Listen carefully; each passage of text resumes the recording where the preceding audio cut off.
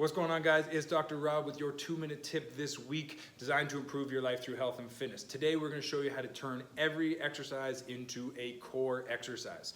So my core is firing up and tired just because I'm holding this kettlebell right now. One of the most common things I hear is that I have a weak core, or I don't know how to strengthen it, or my back hurts after a lot of twisting and sit-ups, which it does. I hate doing planks because they're long and boring, which they are. So how can I strengthen my core while doing other things at once? And the key is turn every exercise into an asymmetrical exercise. So what that means is just to hold a weight or do everything one-handed. So how do we stabilize and get your core firing while you're doing these things? So the core's job is to stabilize your torso and your rib cage over top of your pelvis. So anytime we can just teach it to do that and teach the nervous system to get better at it, that is a win, and that's how we're going to strengthen our core, or more accurately, teach our core to control our body, okay?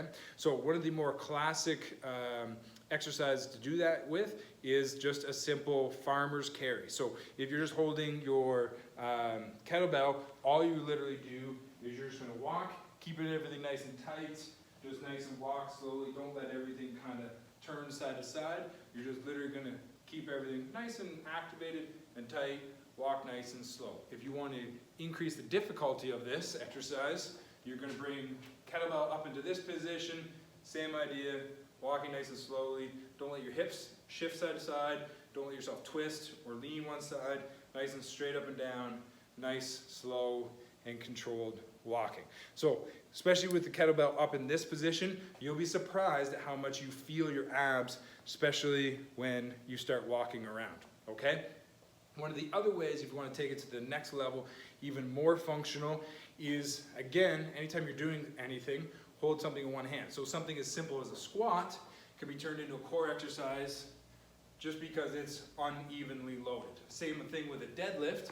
So if you're just going to do a deadlift, if you've got the weight only in one arm, your core has to stabilize and control that. Okay? The other way to do it is with shoulder pressing. One of my favorite is a half kneeling, so you're down on one knee and doing a shoulder press. So I'm going to back up to show you this.